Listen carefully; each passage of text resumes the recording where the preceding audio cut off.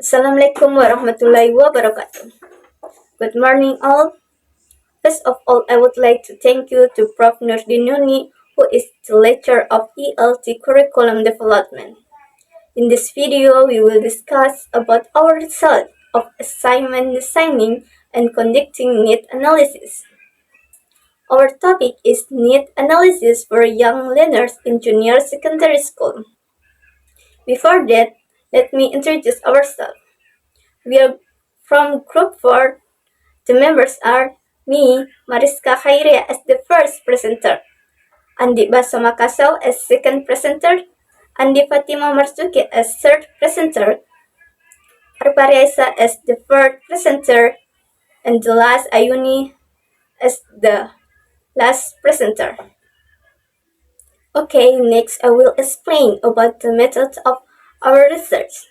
So we collect data use questionnaire where consists of 5 contents. First, proficiency levels, learning goals, preferred learning style, cultures, background, and motivation. There are 10 questions were included of these 5 contexts. After we make a questionnaire, we share to the student of junior secondary school. And the data result for our questionnaire we will explain by Baso Makkasau. Data results. The following is a report on the result of the analysis of the questionnaire with 18 respondents. 44.4% felt moderately or less proficient in speaking, reading, writing, and listening to English. 50% felt less confident in using English in daily conversation.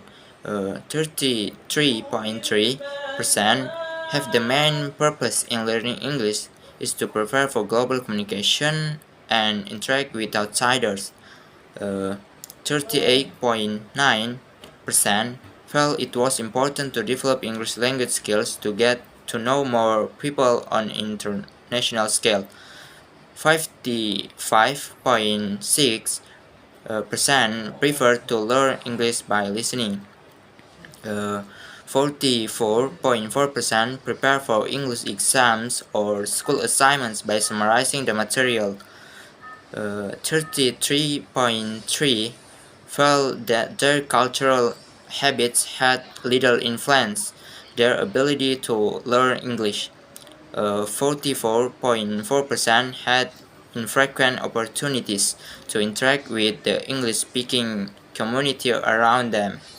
46.6% encouraged to learn English for improve their communication skills, and 38.9% have motivated to continue learning English in order to get better job opportunities and in the future and to communicate with people from different parts of the world.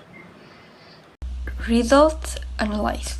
So, based on the result of the questionnaire analysis, themes, patterns, and general trends in student needs and preferences can be grouped as follows. The first one is proficiency and confidence in English.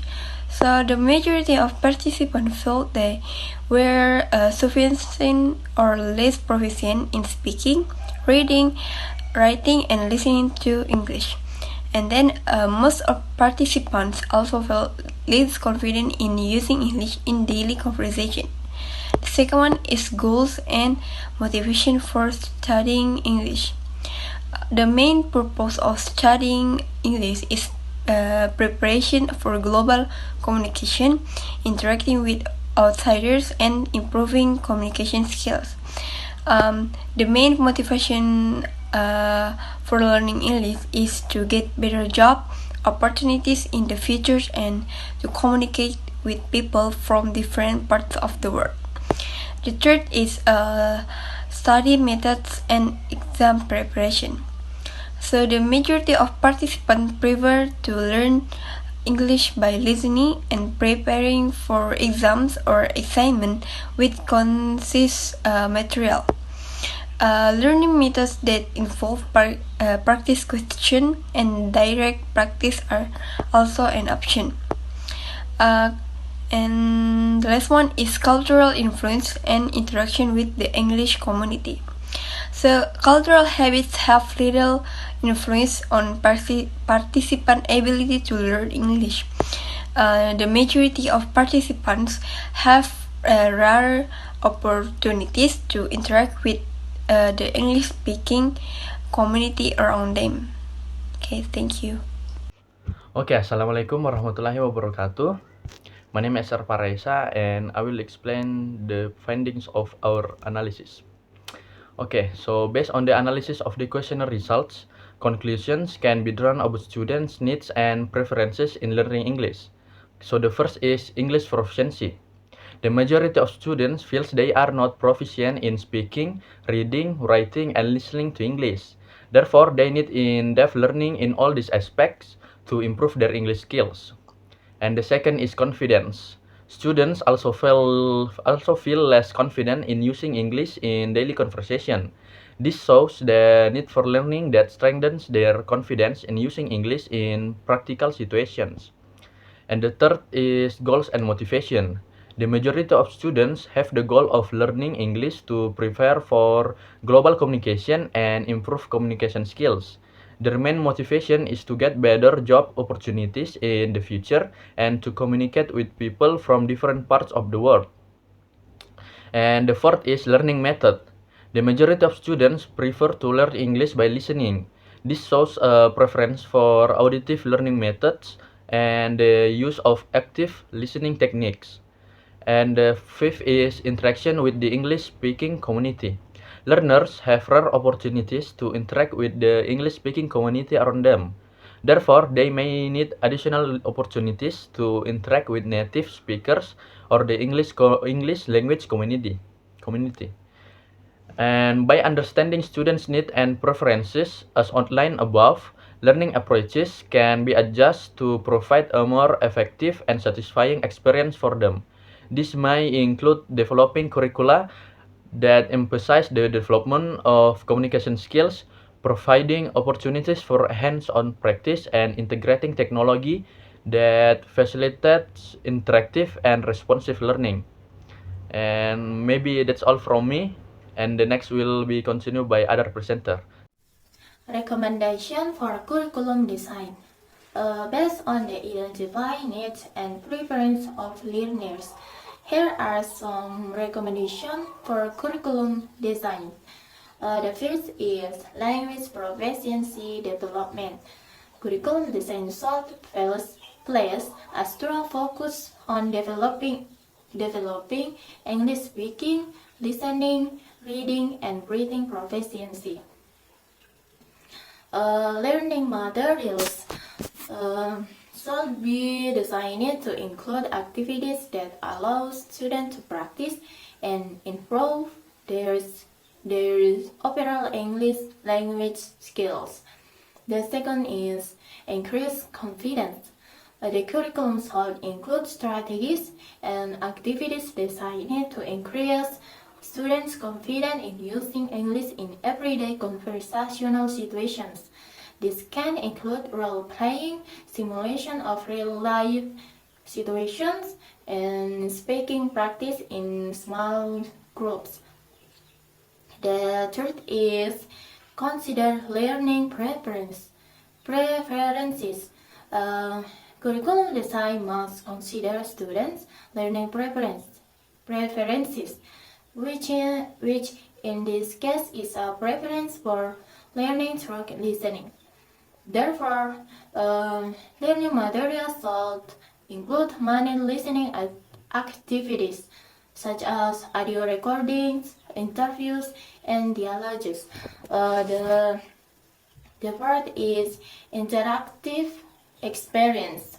Curriculum design should enable students to participate in interactive and practical learning experience.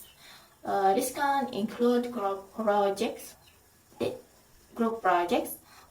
role playing, discussion, and simulation of real life situations.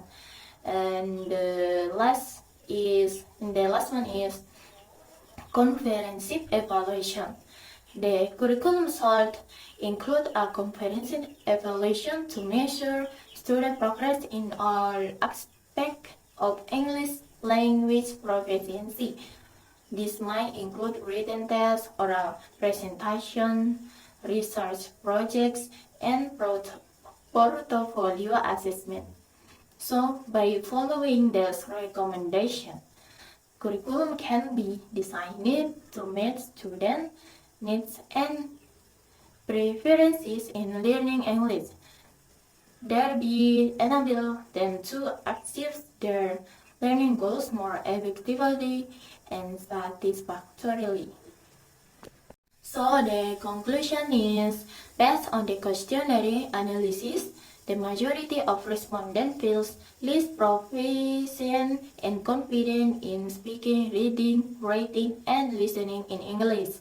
Their learning objectives revolve around global communication and enhancing communication skills, primarily driven by the desire for better job prospects and connecting with people worldwide. Additionally, they tend to gravitate toward learning methods that involve listening and consist study materials, while also appreciating a process with practice questions and hands-on practice.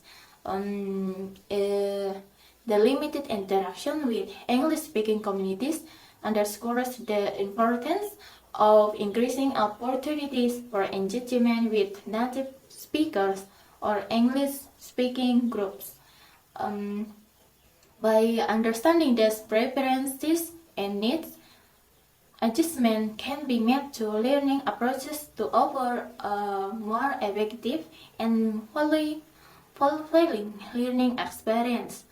This might involve focusing on communication skill development, promising hands-on practice, and integrating